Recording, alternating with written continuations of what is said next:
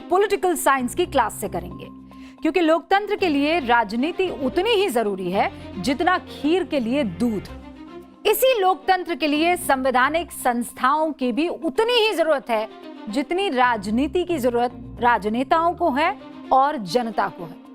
लेकिन जब राजनीति अपनी मर्यादा भूल जाती है और सवाल अपने ही संवैधानिक संस्थाओं पर उठाने लगती है, तो फिर लोकतंत्र का आधार हिलने लगता है, स्थिति बिगड़ने लगती है और सवालों के घेरे में वो तमाम लोगों के साथ साथ लोकतंत्र भी आ खड़ा होता है। और इसीलिए आज आपको एक बहुत ही महत्वपूर्ण खबर से रूबरू करवाना हमारी जिम्मेदारी है। आज जो सबसे बड़ी खबर आई वो आई पूर्व मुख्य चुनाव आयुक्त शहाबुद्दीन याकूब कुरैशी, जिन्हें हम SY कुरैशी के नाम से जानते हैं, उनकी किताब के एक अंश से। उस किताब का नाम है India and I, 100 memories not a memoir. इस किताब में 2012 के उत्तर प्रदेश विधानसभा चुनाव के दौरान के कुछ किस्सों का जिक्र है और उन्हीं किस्सों से निकला एक बड़ा सवाल और पुराने वक्त का जिन्न भी। जो एक किस्सा है चुनाव आयोग के खिलाफ तत्कालीन मनमोहन सिंह सरकार के कुछ मंत्रियों के कमेंट का है। जब उनकी शिकायत मनमोहन सिंह से की गई थी और मनमोहन सिंह ने SY कुरैशी को घर पर बुलाकर कहा था कि आपको अगर ऐसा लगता है तो मैं आत्महत्या कर लूंगा। सोचिए, भारत का प्रधानमंत्री, दुनिया के सबसे बड़े लोकतंत्र का प्रधानमंत्री, भारत की मुख्य चुनाव आयुक्त से कहता है कि मैं आत्महत्या कर लूंगा, ये सोचने या कहने से पहले। इतनी बड़ी बात कहने की जरूरत आखिर मनमोहन सिंह को क्यों पड़ी? ऐसा क्या हो गया? आप भी ये जानना चाहेंगे। हुआ ये जो ना भूतो ना भविष्यति। भारत के लोकतंत्र में ना पहले कभी ऐसा हुआ और ना शायद आगे कभी ऐसा हो सकता है। जैसा मैंने आपको बताया, 2012 वो साल, महीना था फरवरी का। देश के सबसे बड़े राज्य उत्तर प्रदेश में विधानसभा चुनाव हो रहे थे। वही चुनाव जिसे जीतकर पहली बार अखिलेश यादव उत्तर प्रदेश के मुख्यमंत्री बने थे।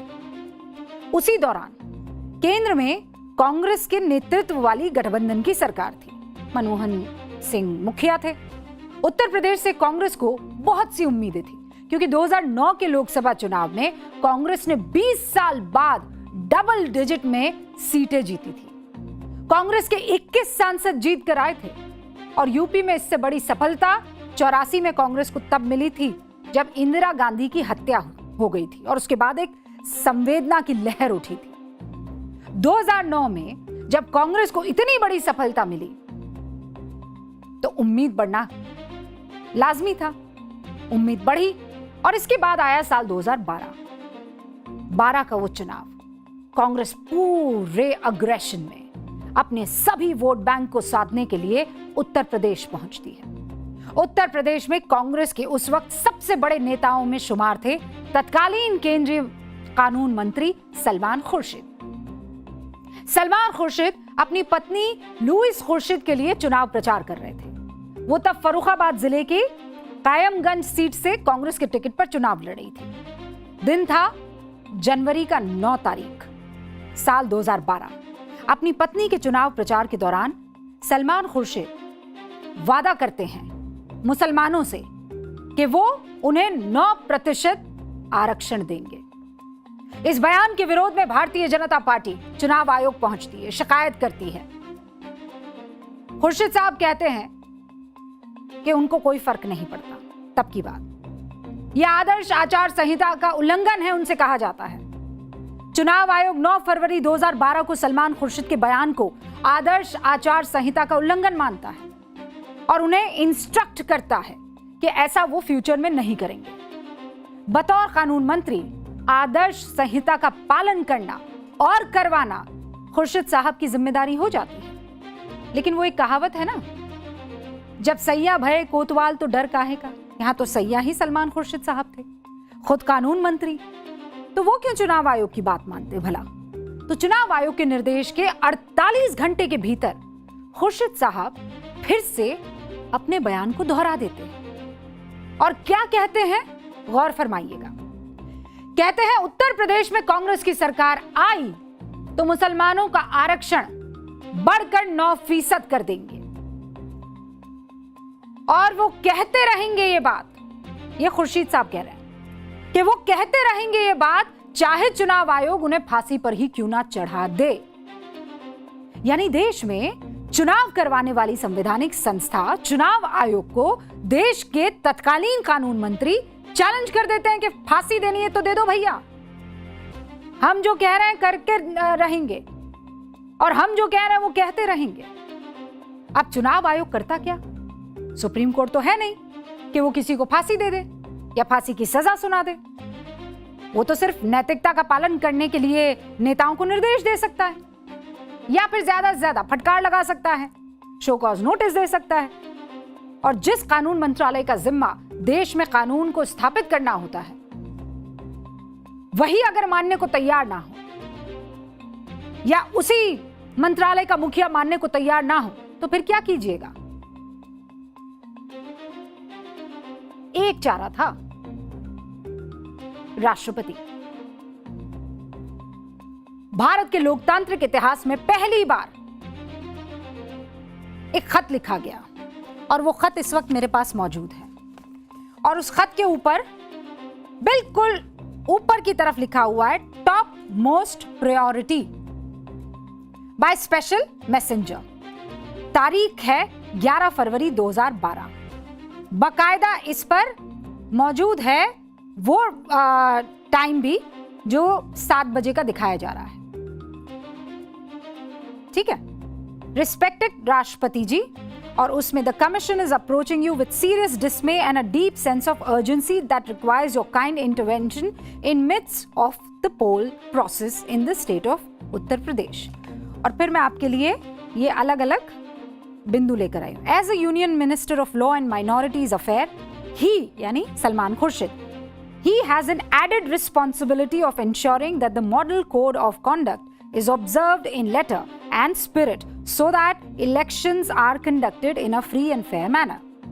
Shri Khurshid has been seen in television media today making statements to the effect that he would pursue the line of his earlier announcement irrespective of whatever the commission directs. In fact, the union minister goes on to say that he would stick to his line even if they hang me, चाहे वो मुझे सूली पर या फांसी पर लटका दे। ये खत लिखा जाता है तत्कालीन राष्ट्रपति को। देश के तत्कालीन मुख्य चुनाव आयुक्त SY कुरैशी ये पत्र लिखते हैं तत्कालीन राष्ट्रपति प्रतिभा देवी सिंह पाटिल को, और पत्र में देश के कानून मंत्री सलमान खुर्शीद की शिकायत बकायदा की जाती है। Thank you sir.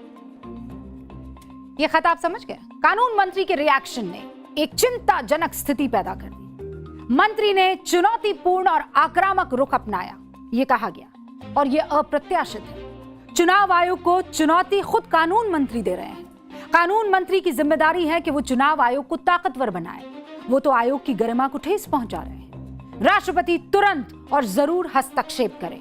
Free and fair चुनाव करवाने के लिए ये बहुत जरूरी है। इस खत का लब्बो-लुबाब यही था। ये शब्द उस कांग्रेस सरकार के कानून मंत्री के लिए लिखे गए जिसके नेता आज हर बात पर संविधान निकाल लेते हैं, जिसके नेता आजकल हर बात में चुनाव आयोग को बीजेपी का एजेंट बता देते हैं, जिसके नेता मुख्य चुनाव आयुक्त की जाति खोज लाते हैं। वो कांग्रेस जब केंद्र में थी तो देश के संवैधानिक संस्था की कितनी इज्जत करती थी, इस पत्र का एक एक शब्द चीख चीख कर उसकी सच्चाई बता रहा है। उस पत्र के बाद सलमान खुर्शीद ने चुनाव आयोग से अपने बयान के लिए माफी मांगी, पर बात यहीं रुकी नहीं। तत्कालीन मुख्य चुनाव आयुक्त SY कुरैशी इस शिकायत को तत्कालीन प्रधानमंत्री मनमोहन सिंह तक भी ले गए। उस वक्त एक छोटी सी शायद दावत रखी थी SY कुरैशी साहब ने, ईद मिलन समारोह। कुरैशी साहब के किताब के मुताबिक उस पूरे घटनाक्रम के कुछ महीने बाद एक ईद मिलन समारोह हुआ। कुरैशी साहब ने वहां पर मनमोहन सिंह के प्रेस सेक्रेटरी हरीश खरे को बुलाया था, उन्हें सारी कहानी वहां पर बताई, प्रधानमंत्री को इस बात की जानकारी देने को भी कहा। खरे के जरिए यह बात मनमोहन सिंह तक पहुंच गई। मनमोहन सिंह ने कुरैशी साहब को मिलने के लिए बुलाया, इनफैक्ट फोन किया। मुलाकात के दौरान उन्होंने ये कहा, घर आइए मुलाकात करते हैं। हरीश ने मुझे बताया, ये कह रहे हैं मनमोहन सिंह, हरीश ने मुझे बताया कि आपने क्या कहा। अगर आप ऐसा सोचते हैं कि अगर हमने ऐसा किया है, ये करने या कहने से पहले मैं सुसाइड कर लूंगी। हालांकि कुरैशी साहब ने बाद में कहा, मेरी बात कुछ मिनिस्टर्स के बर्ताव के बारे में थी, आपके बारे में नहीं थी। लगभग 20 मिनट तक ये बात चलती रही। मतलब देश के पूर्व प्रधानमंत्री मनमोहन सिंह को यह पता ही नहीं था कि उनके मंत्री क्या कर रहे हैं, क्यों बोल रहे हैं, किसको कह रहे हैं, उनके मंत्रियों के कहने का असर क्या हो रहा है। अब सोचिए, आज अगर कानून मंत्री को लेकर देश के मुख्य चुनाव आयुक्त ऐसा पत्र लिख दे तो क्या हो जाएगा। मतलब सोच सकते हैं कितना हंगामा मचेगा, क्या क्या आरोप विपक्ष की तरफ से लगेंगे। इतनी बड़ी चीज हो जाती है कि पत्र लिख दिया जाता है। आप में से कितने लोगों को इस लेटर की जानकारी आज से पहले थी, बताइए मुझे। कितने लोगों को इसके बारे में पता था? कितने लोगों को पता था कि सीईसी ने मंत्री की शिकायत में राष्ट्रपति को पहली मर्तबा पत्र लिखा कि ये लोग हमारी बात नहीं सुन रहे हैं? मैं दावे के साथ कह सकती हूं, आप सबका जवाब ना ही होगा। आपको पता ही नहीं होगा और इनफैक्ट बताया भी नहीं गया होगा। लेकिन ये न्यूज की पाठशाला है, यहां आपको हर पन्ना खंगाल कर हकीकत बताई जाएगी, चाहे कोई कितनी भी कोशिश करे। आज की क्लास में राहुल गांधी जी को भी हिस्सा लेना चाहिए। उन्हें मालूम तो चले, पता तो चले कि जब वो सांसद थे, जब आरोप लगते थे कि मनमोहन सरकार का रिमोट कंट्रोल कहीं और है, तब उनके मंत्रीगण चुनाव आयोग की कितनी इज्जत किया करते थे, क्योंकि उनके सलाहकार तो उन्हें सच बताएंगे नहीं। जिस राहुल गांधी को अक्सर संविधान खतरे में लगता है, उन्हें पता होना चाहिए और पता चलना चाहिए कि कांग्रेस कैसे संविधान और संवैधानिक संस्थाओं की इज्जत किया करती थी। खैर, एसवाई कुरैशी साहब की किताब से आज ये सच्चाई सबके सामने आई, तो हमने उन्हें भी आज न्यूज की पाठशाला में बतौर गेस्ट फैकल्टी शामिल किया। हमें निमंत्रण भेजा, उन्होंने कबूल किया और मुझे खबर मिली है कि वो न्यूज की पाठशाला में इस चैप्टर में हिस्सा लेने के लिए जुड़ भी गए हैं। बहुत बहुत स्वागत है एसवाई कुरैशी साहब आपका। सबसे पहला सवाल, पूर्व सीईसी एसवाई कुरैशी जब किताब लिखते हैं और वो चर्चा में आती है खास मौके को लेकर, मनमोहन सिंह का आपसे ये कहना कि मैं अपने सपने में भी ऐसी बात नहीं सोच सकता, इससे पहले तो मैं सुसाइड करना पसंद करूंगा, सीधा उन्हीं से जब आपने ये बात की तो वो वाकया क्या था, जरा आप न्यूज की पाठशाला के दर्शकों को बताएंगे? देखिए, ये हुआ था कि 2012 के जब यूपी के इलेक्शन हुए, मैं सीईसी था, तो उस वक्त कांग्रेस के एक मिनिस्टर जो law minister of the land थे, सलमान खुर्शीद साहब, लेकिन इलेक्शन की हीट में उन्होंने कोई मॉडल कोड वायलेट कर दिया कि जब वो लोग पावर में आएंगे तो ऑपोजिशन माइनॉरिटीज का कोटा डबल कर देंगे। तो उस पर फौरन बीजेपी ने रिटन कंप्लेंट की, तो उसमें ये देखा कि मॉडल कोड तो इनका था वायलेशन, तो हमने उनको सेंश्योर कर दिया। तो उसके ऊपर कांग्रेस के कुछ नेता, हमें पता लगा कि वो बड़ी आप जैसे हमारे मीडिया फ्रेंड्स के जरिए कि वो लूज टॉक करते हैं कि ये इलेक्शन कमीशन को भी गाली देते हैं, एसवाई कुरैशी को भी देते हैं। तो भाई, मुझे पर्सनली आप गाली दीजिए, बहुत शौक से, मुझे कोई फर्क नहीं पड़ता, लेकिन एक इंस्टीट्यूशन जिसकी एक गरिमा है और जिसकी क्रेडिबिलिटी है, उसके ऊपर आप उंगली उठाएंगे, तो वो मंजूर नहीं था। तो मेरी मीडिया एडवाइजर थे मनमोहन सिंह जी के हरीश खरे साहब, उनको मैं सोशली कहीं मिला तो मैंने उनसे कहा कि देखिए, आपके कुछ लीडर इस किस्म की जो लूज टॉक कर रहे हैं, ये ठीक नहीं है। मैं अगर ये मीडिया को बता दूंगा इस किस्म की बात आप लोग कर रहे हैं, तो यू विल आपको मुंह छुपाने को जगह नहीं मिलेगी। तो उन्होंने कहा कि मैं पीएम को बता दूं। मैंने कहा पीएम की इत्तला के लिए तो ये मैं अर्ज कर रहा हूँ। तो अगले दिन पीएम साहब का मुझे फोन आया, बिल्कुल ही पैनिक में, कुरैशी साहब मैं आपसे बहुत अर्जेंटली मिलना चाहता हूँ। मैं जब गया तो वो गेट दरवाजे पे इंतजार कर रहे थे और मुझे जब अंदर लेके गए, इस कुर्सी पे हम दोनों बैठे ही थे, उन्होंने कहा कुरैशी साहब, मुझे हरीश ने जो कल के बताया आपका कन्वर्सेशन, अगर आप मेरे बारे में ऐसा सोचते हैं तो तो मैं तो सुसाइड कर लूंगा। तो जब मैंने फिर 15-20 मिनट मुझे उनको काम करने में कि सारी आपके लिए नहीं थी, ये तो आपको सिर्फ बताने के लिए कि आपके मंत्री कर रहे हैं, ताकि आप उनको चेतावनी दे दें कि चुप हो जाओ, ऐसी बकवास ना करो। तो उन्होंने कहा कि बिल्कुल, कभी भी आपको कोई शिकायत हो बस टेलीफोन उठा के मुझे ही बताना। लेकिन कुरैशी साहब, तब आपने अपने ऊपर किसी तरह का कोई प्रेशर, कोई दबाव महसूस किया सरकार की तरफ से, किसी मंत्री की तरफ से, कि आपने हमारे मंत्री के खिलाफ कैसे इस तरह का कोई पत्र लिख दिया, ऐसा कुछ? सवाल ही नहीं पैदा होता, सवाल ही नहीं पैदा होता। गवर्नमेंट हमसे डरती थी और हमारी पॉलिसी भी बड़ी क्लियर थी कि सरकार से हम एक आर्म्स लेंथ डिस्टेंस रखेंगे, जो कॉन्स्टिट्यूशनल मैंडेट है। कॉन्स्टिट्यूशन में यह है कि एक दफा मैं जब अपॉइंट हो जाऊं सीईसी, तो सरकार मुझे, जिसने मुझे अपॉइंट किया है, वो मुझे छू नहीं सकती, ना तो मेरा तबादला करना तो दूर की बात, मुझसे बात नहीं कर सकती। तो ये जान के डिस्टेंस किया है कि एग्जीक्यूटिव का प्रेशर इलेक्शन कमीशन पे ना आए। उस इंडिपेंडेंस का इस्तेमाल हमें करना चाहिए था, हम करते थे। और यही वजह है कि इलेक्शन कमीशन की इंडिपेंडेंस पे कोई उंगली नहीं उठा पाता था। तो जिसने उठाने की कोशिश की, आपने देखा उस पर क्या क्या रिएक्शन हुआ था। अच्छा कुरैशी साहब, ये पूरा मसला तो आप जानते हैं कि 9% कर लेंगे, 4.5% से है। आप खुद अक़लियत से ताल्लुक़ रखते हैं, माइनॉरिटी हैं, और कभी आपको ये महसूस हुआ कि आपके चेहरे को इसलिए फिट किया गया उस दरमियान, उस दौरान, क्योंकि आप मुसलमान थे? क्या आपको ऐसा कभी महसूस हुआ कि एक मुस्लिम हूँ इसीलिए मुझे यहाँ रख दिया गया, या वहाँ उस इलाके में नहीं रखा गया? ऐसा कभी फील हुआ? नहीं, ये बड़ा आपने इंटरेस्टिंग सवाल किया। मुझसे पहली बार किसी ने इस तरह को पूछा कि आई वाज वेरी सेंसिटिव कि मुझे कोई भी जॉब एज ए मुस्लिम दी जाए। मैं blue blooded IAS officer, direct recruit, election exam वो एग्जाम दे के आया हूँ। मुझे मेरी काबिलियत के मुताबिक पोस्टें मिलनी चाहिए, जो मिलती थी हमेशा मिली। तो ऐसी सूरत में कोई भी चीज मुझे एज ए मुस्लिम दी जाए तो वो मुझे मंजूर नहीं थी। बल्कि जब मेरा नॉमिनेशन हुआ, कांग्रेस गवर्नमेंट तो 60-70 साल थी, उन्होंने तो उससे पहले कोई मुसलमान नहीं लगाया था। तो ऐसा नहीं कि उनकी कोई पॉलिसी थी। उस वक्त मेरा नाम उनको सूझ गया, उन्होंने अपॉइंट कर दिया, जो अच्छा हुआ। शुरू में टाइम्स ऑफ इंडिया की खबर थी कि first Muslim CEC. Frankly Rubika, मुझे वो सुन के तकलीफ हुई कि यार, मैं मुस्लिम कमिश्नर नहीं हूँ, मैं इलेक्शन कमिश्नर ऑफ इंडिया हूँ। India is more important for me.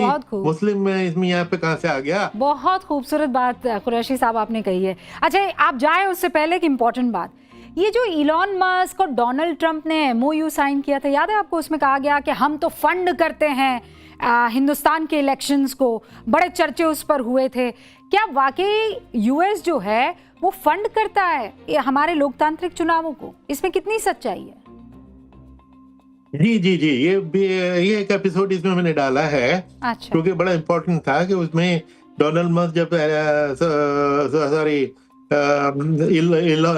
Donald Trump जब दोबारा आए, तो इन्होंने एक डिपार्टमेंट बनाया सरकारी खर्चे को कम करने के लिए, और उन्होंने इलॉन मस्क को उसका हेड बना दिया। उन्होंने बहुत सारे डिपार्टमेंट बंद किए और उसमें USAID की फंडिंग भी बहुत काट दी। और USAID एक ऑर्गेनाइजेशन है जिसको फंड करता था, जिसका नाम था IFES, international foundation for electoral systems. तो वो 150 कंट्रीज में इलेक्शन को और डेमोक्रेसी को प्रमोट करने के लिए काम करते थे। रिटायरमेंट से 13 दिन पहले मैंने IFES से एक MOU साइन किया था। अच्छा, वो उसको लेके ये सारा हंगामा हुआ। अच्छा, वो MOU की भी हकीकत बता दूं, मैंने उससे कुछ दिन पहले इलेक्शन कमीशन के अंदर एक इंस्टीट्यूट बनाया था, training institute, called India international institute of democracy and election management, IIDEM। उसमें अपने लोगों को तो ट्रेन करना ही था, लेकिन चूंकि हमारी रेपुटेशन इतनी अच्छी थी, तो दूसरे देशों से भी रिक्वेस्ट आती थी। हमने कहा तुम्हारे लोगों को भी हम सिखाएंगे और फ्री सिखाएंगे, एक पैसा नहीं लेंगे। तो उस वक्त, लेकिन हम फ्री तो सिखा देंगे, लेकिन अब केनिया की टीम या नाइजीरिया की टीम, साउथ अफ्रीका की इंडिया कैसे आएगी? वहां पे हमने IFES से ये एग्रीमेंट किया, MOU किया कि भैया इनको लाने का काम आपका, अच्छा, तो पूरा खेल यहाँ था। All right. अच्छा, अब एक आखिरी सवाल, और ये तमाम स्टूडेंट्स जानना चाहते हैं और दर्शक न्यूज़ की पाठशाला के जानना चाहते हैं। आजकल बड़ा दोष दिया जाता है इलेक्शन कमीशन पर कि विपक्ष को जानबूझकर हराया जा रहा है। आप कितना यकीन रखते हैं, क्या ईवीएम को बदला जा सकता है, उसकी टेम्परिंग की जा सकती है, क्या वोट चोरी हो सकती है?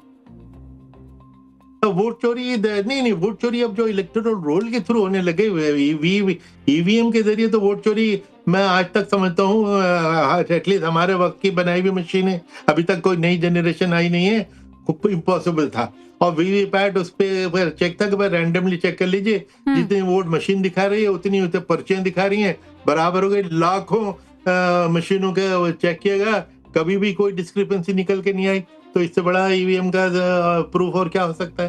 कुरैशी साहब, वक्त इतनी इजाजत दे रहा है, लेकिन डिटेल में आपसे बैठकर चर्चा करनी है, एक बढ़िया सा इंटरव्यू करेंगे। बहुत बहुत शुक्रिया हमारे साथ जुड़ने के लिए। और ये रही एसवाई कुरैशी साहब की किताब, इसे जरूर आप पढ़िएगा। बहुत बहुत शुक्रिया। तो ये थे हमारे गेस्ट फैकल्टी, गेस्ट टीचर, जिनको आपने एक्सक्लूसिव सुना।